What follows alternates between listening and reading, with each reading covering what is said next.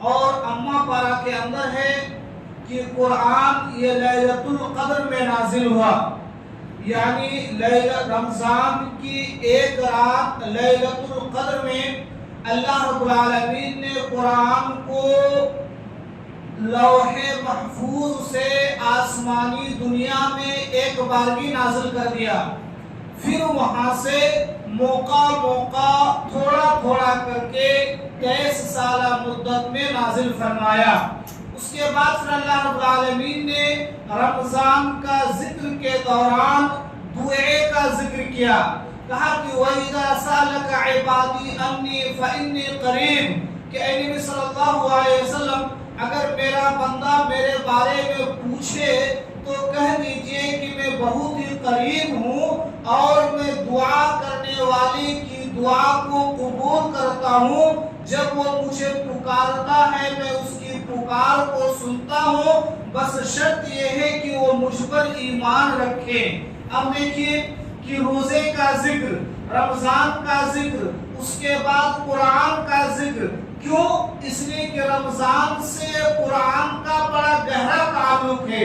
پھر اس کے بعد دعائے کا ذکر، اس لیے کہ اس رمضان کے ساتھ دعائے کا بڑا گہرا تعلق ہے، بڑا گہرا ربط ہے، اسی لیے خصوصیت کے ساتھ رمضان کے مہینے میں روزے کی حالت میں انسان کو دعا کا اہتمام کرنا چاہیے۔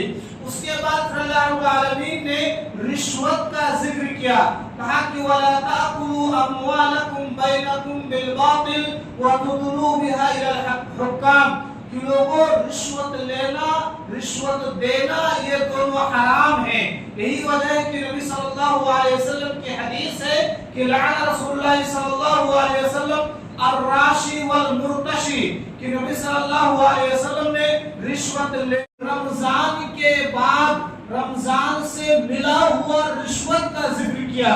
ریزن کیا ہے؟ ریزن یہ ہے کہ رمضان میں روزے کی حالت میں ہم حلال چیزوں کو بھی چھوڑ دیتے ہیں۔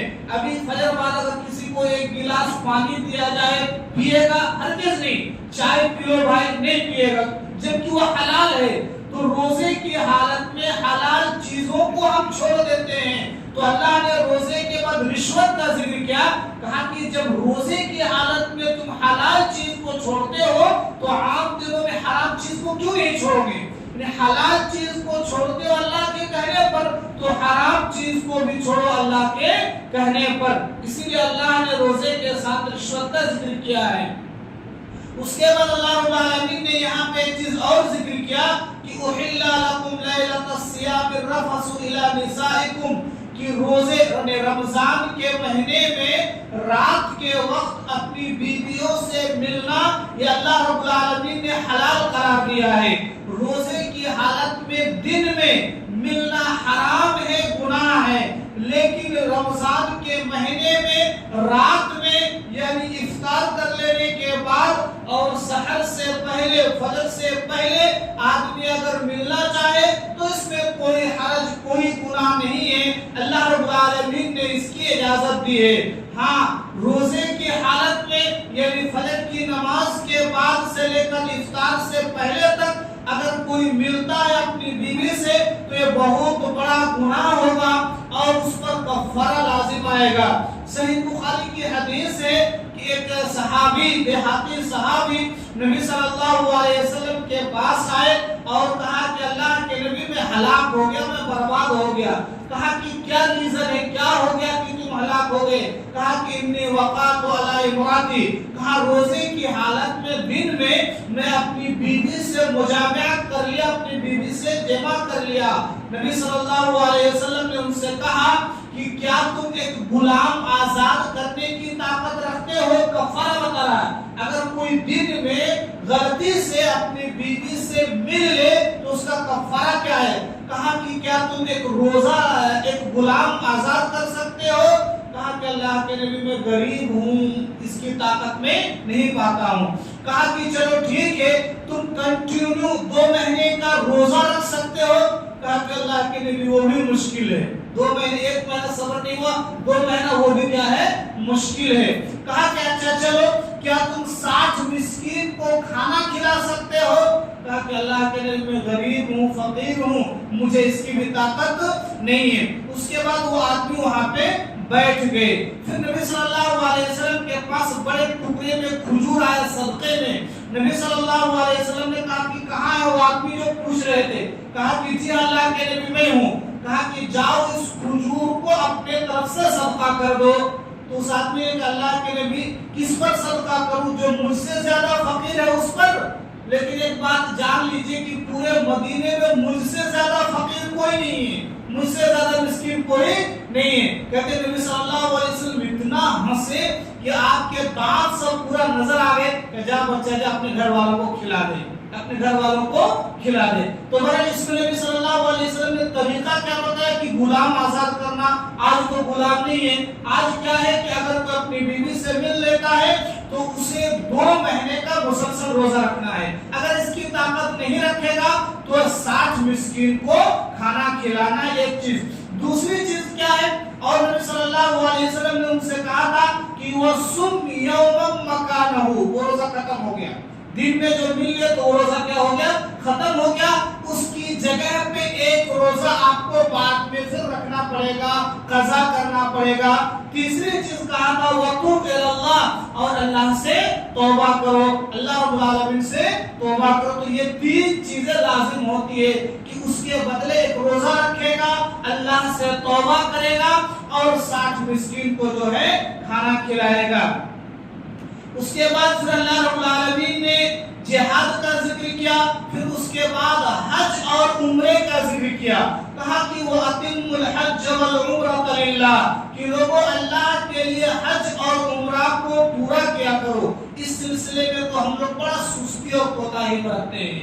جیسے نماز ہم پر فرض ہے، روزے ہم پر فرض ہے، اسی طریقے سے اگر اللہ نے طاقت دیا ہے تو حج اور عمرہ بھی ہم پر فرض ہے۔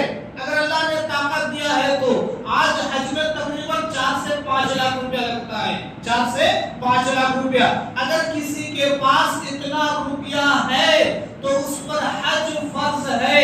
اگر وہ حج نہیں کرے گا تو اللہ اس سے پوچھے گا اللہ تعالیٰ اس سے۔ جیسے ہم نماز پڑھتے ہیں، نماز چھوڑنے سے اللہ پوچھے گا، روزہ نہیں رکھیں گے تو اللہ ہم سے پوچھے گا۔ تو یہ حج بھی اسلام کا ایک رکن ہے۔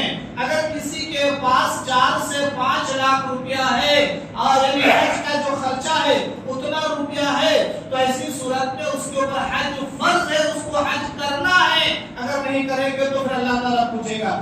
دیکھا جائے اگر معاشرے میں تو بہت سے لوگ ایسے ہیں جن کے اوپر حج فرض ہے، لیکن ہم لوگ اس کو دوسرے ناحیے سے دیکھتے ہیں۔ یہ 2 لاکھ روپیہ بچوں کو پڑھانے کے لیے، یہ 2 لاکھ روپیہ بچی کی شادی کے لیے، اتنا روپیہ ہمارے بڑھاپے کے لیے، سب بیلنس الگ الگ کر دیے ہیں۔ اور جو ایک فریضہ ہے، جو ایک اہم عبادت ہے، اس سے ہم لوگ غافل ہیں۔ اور عمرہ میں تو کوئی زیادہ خرچہ آئے گا نہیں۔ عمرہ میں زیادہ لے لیجیے کہ آج کی ڈیٹ میں 1 لاکھ، زیادہ 1 لاکھ۔ اور یقین مانیے حج اور عمرہ اگر آپ ایک بار کر لیں گے تو بار بار آپ کا دل کرے گا جانے کا۔ وہ ایسی جگہ ہے کہ ایک بار اگر آپ نے دیکھ لیا تو آپ کو دل بے چین رہتا، کب موقع ملتا کہ میں جاتا، کب موقع ملتا کہ میں جاتا۔ تو بہرحال آدمی کو اس کی طرف خصوصیت کے ساتھ توجہ دینی چاہیے۔ اللہ نے اسی کا جو ہے ذکر کیا ہے۔ اس کے بعد اللہ رب العالمین نے صدقہ و خیرات کا ذکر کیا کہ صدقہ و خیرات کیا کرو۔ پھر اس کے بعد اللہ نے فرمایا کہ کچھ لوگ دعا کیا کرتے ہیں کہ اللہ ربنا آتنا فی الدنیا، اللہ مجھے دنیا میں دے۔ کہا کہ جو ایسی دعا کرتا ہے وما له فی الآخرۃ من خلاق، آخرت میں اس کے لیے کوئی حصہ نہیں ہے۔ یعنی جو دعا میں صرف یہ کرتا کہ اللہ مجھے دنیا دے دنیا دے دنیا دے، تو آخرت میں اس کو کچھ نہیں ملتا۔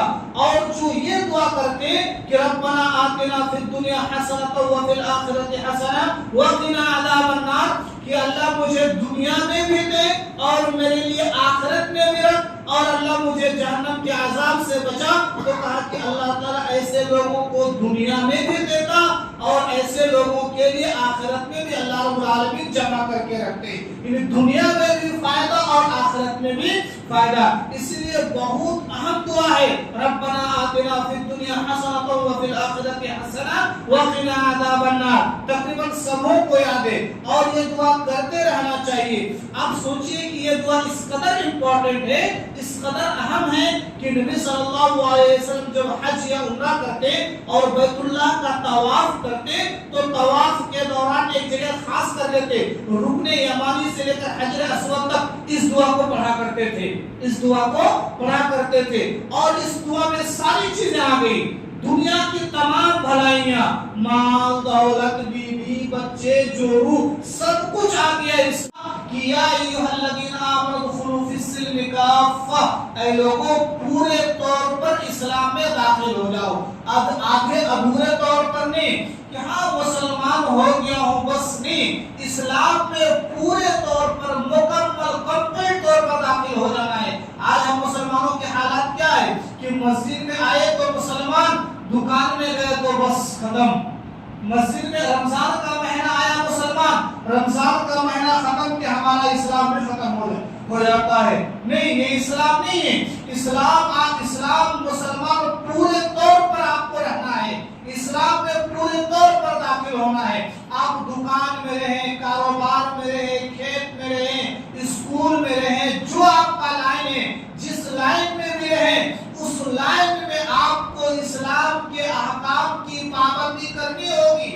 ایک چیز میں بتا دوں, عام طور پر ہمارے لوگ کہا کرتے ہیں کہ بھائی دین میں زبردستی نہیں ہے, لا اکراہ فی الدین, قرآن کی آیت ہے کہ دین میں زبردستی نہیں. بھائی وہ مسلمانوں کے لیے نہیں ہے, وہ غیر قوم کے لیے ہے. کیا آپ اسلام قبول کرنے میں کسی کو زبردستی نہیں کر سکتے, لیکن اگر کوئی اسلام قبول کر لیا تو زبردستی اسے نماز پڑھایا جائے گا, زبردستی اس سے زکات لیا جائے گا, زبردستی اس سے اسلام کے احکام پر عمل کرایا جائے گا. حضرت ابوبکر رضی اللہ تعالیٰ عنہ نے کیا کہا تھا کہ اللہ کی قسم, جو لوگ نبی صلی اللہ علیہ وسلم کے زمانے میں زکات دیتے تھے, اگر وہ زکات کی ایک رسی دینے سے انکار کرے تو ان سے قتال کروں گا, ان سے میں جنگ کروں گا. کیوں کہا؟ اس لیے کہ آپ مسلمان ہیں, آپ پر عمل کروایا جائے گا.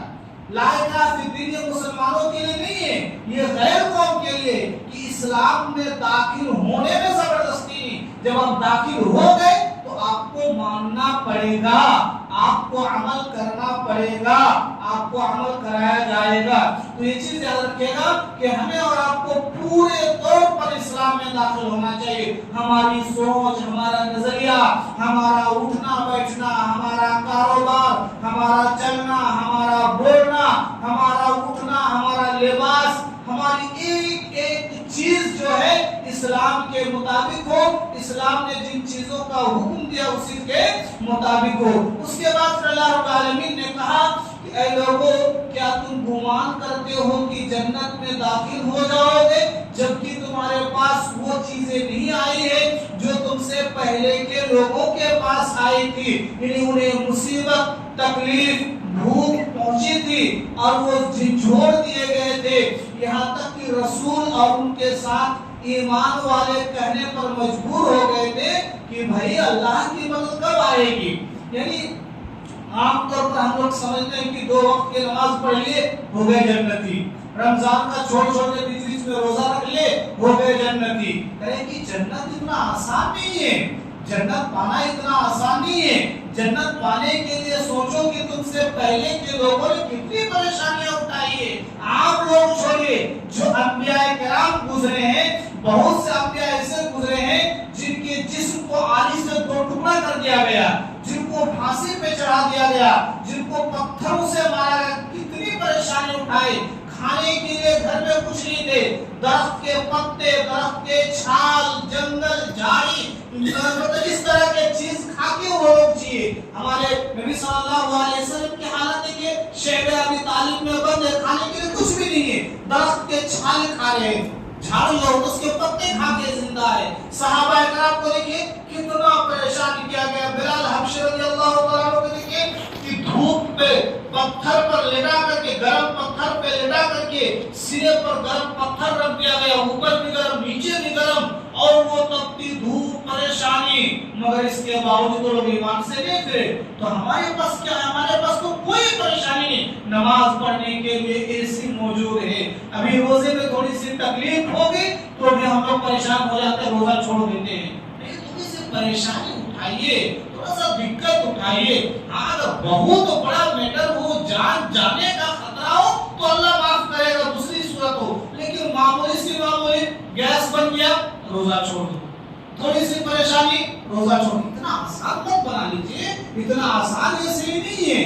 इतना आसान कर लेना हमारे लिए नुकसान है।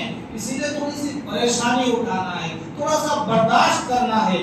तो अल्लाह रब्बुल आलमीन ने कहा कि लोगों, पूरे तौर पर इस्लाम में दाखिल हो जाओ, आधे अधूरे तौर पर दाखिल होने से कोई फायदा नहीं है। उसके बाद अल्लाह रब्बुल आलमीन ने शादी और निकाह का जिक्र किया कि देखिए, शादी निकाह मियां बीवी जो होते हैं एक दूसरे पर बड़ा असर डालता है, बड़ा असर डालता है। जैसे हम लोग भी बोलते हैं कि अरे मेरा बच्चा जो है मेरा बड़ा ख्याल रखता था, लेकिन शादी के बाद क्या कि वो जोरू का गुलाम हो गया, हमारा ख्याल नहीं रखता है।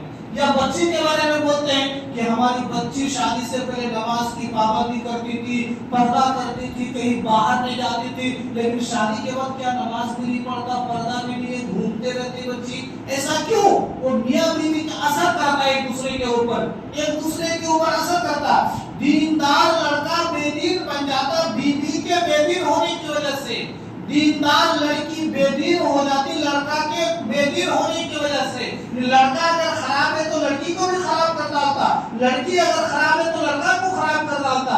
इसीलिए अल्लाह ने हुक्म दिया कि मोमिना मोमिन से शादी करे, मोमिन मोमिना से शादी करे, और मुशरिक मुशरिका से। मोमिन मर्द के लिए जायज नहीं कि किसी मुशरिका से शादी करे। और ये चीज याद रखेगा कि मुशरिका से तो निकाह दुरुस्त नहीं है, अलग चीज है, लेकिन दुनियावी एतबार से ऐसे लोगों को सुकून नहीं मिलता है, सुकून नहीं मिलता है। जो मोमिन मर्द किसी मुशरिका से शादी करता है तो कुरान में तो मना किया, कुरान हदीस में मना है, लेकिन दुनियावी एतबार से भी ऐसे लोगों को सुकून नहीं मिलता है। परेशान रहता, लास्ट में फिर तलाक का मसला, फिर ये फिर वो, फिर दिस दैट, पूरा झमेला में बंदा पड़ जाता है। इसीलिए कुरान के अहकाम पर अमल करें कि मुशरिक मुशरिक से और मोमिन मोमिन से। वह हम मोमिन हैं, हम मोमिना औरत ही से शादी करेंगे। हमारी बच्ची मोमिना है, हम मोमिन मर्द ही से शादी कराएंगे, मुशरिक के चक्कर पे हरगिज़ ना पड़े।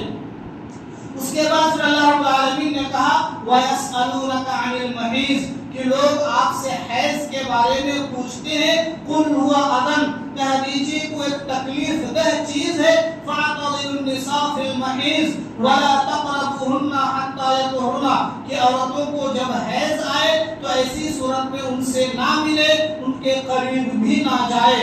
हाँ, जब वो पाक हो जाए तो ऐसी सूरत में फिर उनसे मिला करे। देखिए, हमारा इस्लाम एक ऐसा दीन है जिसमें तमाम चीजों की क्लियरिटी मिलेगा आपको। तमाम छोटे से छोटे मसाइल, बड़े से बड़ा मसाइल, किसी भी चीज से मुताल्लिक को तमाम चीजों की वजाहत आपको हमारी शरीयत में मिलेगी।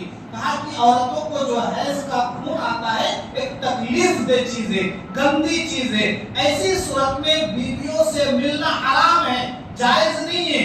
क्यों? एक तो ये है कि हमारी शरीयत में मना के हराम तो हराम। दूसरी चीज साइंस भी कहती है कि वो जो खून निकलता है वो खून गंदा है, उससे आपको यानी आपके जिस्म को तकलीफ पहुंचेगी। मर्द अगर मिलेगा तो मर्द के जिस्म को तकलीफ होगी, उससे बीमार पड़ने का, बीमार होने का डर है। इसीलिए शरीयत ने उससे मना किया है। मैं इससे पहले भी कहा था कि हमारी शरीयत ने जिन चीजों से भी मना किया है, जिन चीजों को भी हराम करार दिया है, दुनियावी एतबार से उसमें जरूर कोई ना कोई नुकसान है। हाँ, ये है कि कुछ चीजें आप समझ पाते हैं, कुछ चीजें नहीं समझ पाते हैं, लेकिन शरीयत ने मना किया तो पक्का उसमें कोई ना कोई नुकसान है। तो 100% याद रखिएगा, कोई ना कोई उसमें नुकसान है। तो हमारी शरीयत ने मना किया कि हालत हैज में औरतों से मिलना मना है। हाँ, अगर कोई मिल ले गलती से तो ऐसी सूरत में उसके लिए अब्दुल्लाह इब्न अब्बास रज़ियल्लाहु तआला अन्हु की हदीस है कि उसको कफारा देना पड़ेगा, कफारा देना पड़ेगा। 1 दिनार या 2 दिनार, 1 दिनार या ایک دینار یا آدھا دینار، ایک دینار یا آدھا دینار۔ محدثین اس کی تشریح میں لکھتے ہیں کہ ایک دینار اگر خون آتا ہے اس دوران اگر مل لے تو ایک دینار، اور اگر خون بند ہونے کے بعد غسل سے پہلے مل لے تو ایسی صورت میں آدھا دینار۔ خون بند ہونے کے بعد جب تک غسل نہ کر لے تب تک وہ پاک نہیں ہوگی، تب تک ہم مل نہیں سکتے۔ تو اگر خون آنے کے بعد غسل سے پہلے اگر آپ ملتے ہیں تو بھی منع ہے، اس میں بھی آپ کو کفارہ دینا پڑے گا آدھا دینار۔ بہرحال اس سے جو ہے ملنے سے منع کیا۔ اس کے بعد ایک اور چیز کا ذکر کیا، ایلا کا۔ ایلا کا کہا کہ للذین یؤلون من نسائهم تربص اربعۃ اشہر۔ ایلا عام لفظوں میں ہم لوگ سمجھ سکتے ہیں کہ ہم لوگ غصے میں آ کر بیوی کو جو چھوڑ دیتے ہیں، میکے چھوڑاتے ہیں، سال 2 سال 3 سال خیال نہیں کرتے، اسی کو ایلا کہتے ہیں۔ اور شریعت نے اس کا ڈیفینیشن بتایا ہے، وہ یہ کہ آدمی کسی بات پر غصے میں آ کے اپنی بیوی سے نہ ملنے کی قسم کھا لے، کسی بات پر غصے میں آ کے اپنی بیوی سے نہ ملنے کی قسم کھا لے 4 مہینے کی۔ اگر 4 مہینے سے کم ہو تو ایسی صورت میں کیا کرے گا، قسم کو توڑ دے گا، قسم کا کفارہ دے گا اور اپنی بیوی سے مل لے گا۔ لیکن اگر 4 مہینہ یا اس سے زیادہ ہو تو ایسی صورت میں 4 مہینہ تک یا اس سے زیادہ ہو تو اس کو اختیار ہے کہ قسم توڑ دے، جو کہا تھا کہ اللہ کی قسم نہیں ملوں گا، تو قسم توڑ دے، قسم کا کفارہ دے اور اپنی بیوی سے مل لے۔ اور اگر وہ نہیں چاہتا ہے، اپنی بات پر برقرار رہنا چاہتا ہے کہ میں اس سے نہیں ملتا، تو اس کو باندھ کے نہ رکھے بلکہ اس سے طلاق دے کر کے آزاد کر دے۔ 2 سال 3 سال آپ اس کو میکے میں رکھے ہوئے کیوں پریشان کر رہے ہیں ان کو؟ اگر آپ ان کو رکھنا چاہتے ہیں تو ٹھیک ہے، چلے صلح کر لیجئے، میل ملاپ کر لیجئے، رجوع کر لیجئے، غلطی جو ہوگی چھوڑ دیجئے۔ لیکن اگر آپ نہیں رکھنا چاہتے ہیں تو اس کو آزاد کر دیجئے، طلاق دے دیجئے۔ وہ بیچاری اپنا گھر دیکھے گی، اپنا دنیا دیکھے گی، آپ اس کو نہ ادھر کے چھوڑتے ہیں نہ ادھر کے چھوڑتے ہیں، یہ غلط ہے۔ تو اسی لیے اللہ رب العالمین نے اس کا ذکر کیا۔ اس آیت کے آخر میں کہا کہ فَإِنَّ اللَّهَ غَفُورٌ رَحِيمٌ۔ یہ قرآن کا ایک لفظ حکمت والا ہوتا ہے۔ کہا کہ اللہ غفور رحیم ہے، تم بھی تھوڑا غفور رحیم بن جاؤ، بندی کو معاف کر دو، مل لو ملا لو، جو ہو گیا سو ہو گیا، چلو اس کو ختم کر دو۔ اس کو اللہ رب العالمین بخشنے والا ہے، معاف کرنے والا، رحم کرنے والا ہے، تم بھی اسی کے بندے ہو، اور اس چیز کا خیال رکھو۔ پھر اس کے بعد اللہ رب العالمین نے طلاق کا واقعہ تفصیل سے بیان کیا ہے۔ اللہ رب العالمین سے دعا ہے اللہ تعالی ہم تمام لوگوں کو قرآن و حدیث کے مطابق عمل کرنے کی توفیق عطا فرمائے۔ ہماری بیویوں کے جو حقوق ہیں ان کو پورے طور پر ادا کرنے کی توفیق عطا فرمائے۔ اللہ ہم سب کو پورے طور پر اسلام میں داخل ہونے، اسلام کے احکامات پر عمل کرنے کی توفیق عطا فرما۔ آمین۔ اقول قولی ھذا واستغفر اللہ لی ولکم ولسائر المسلمین۔